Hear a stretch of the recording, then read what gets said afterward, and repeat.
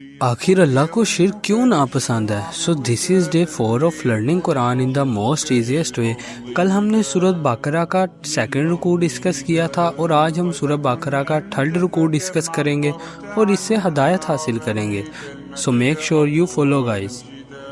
ऐ लोगो, बंदगी इख्तियार करो अपने उस रब की जिसने तुमको पैदा किया और तुमसे पहले जितने लोग गुजर गए हैं इन्हें भी पैदा किया ताकि तुम बच सको, जिसने तुम्हारे लिए ज़मीन को फर्श बना दिया और आसमान को छत बना दिया और आसमान से पानी बरसाया, फिर उस पानी के ज़रिए से ज़मीन से हर तरह की पैदावार निकाल कर तुम्हारे लिए रिस्क बाहमी पहुँचाया। तो हरगिज़ अल्लाह के मद्दे मुकाबिल ना खड़े हो जाओ जबकि तुम सब कुछ जानते बूझते हो। और अगर तुम वाक़तन शक में हो इस कलाम के बारे में जो हमने उतारा अपने बंदे पर कि ये हमारे नाजिल करदा नहीं है क्या, तो ले आओ एक ही सूरत इस जैसी और बुला लो अपने सारे मददगारों को अल्लाह के सिवा अगर तुम सच्चे हो तो।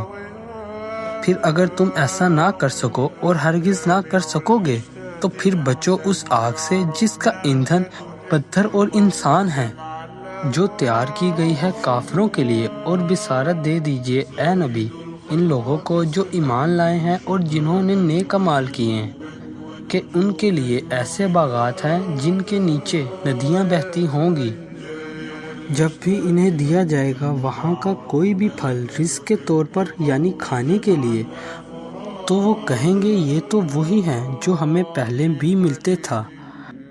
और इनके लिए उस जन्नत में नहायत पकीज़ा बीवियाँ होंगी और वो उसमें रहेंगे हमेशा हमेशा के लिए।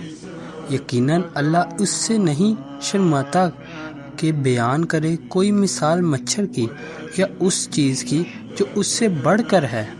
तो जो लोग साहिब ईमान हैं वो जानते हैं कि ये यकीनन हक है उनके रब की तरफ से, और जिन्होंने कुफर किया या सो वो कहते हैं कि क्या मतलब था अल्लाह का इस मिसाल से।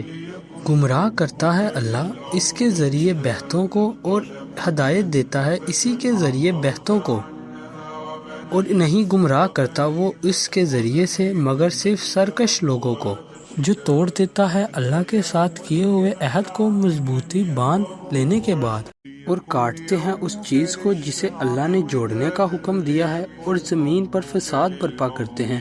यही लोग नुकसान उठाने वाले हैं।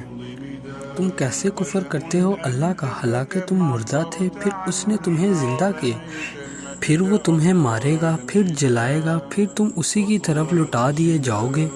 वही है जिसने पैदा किया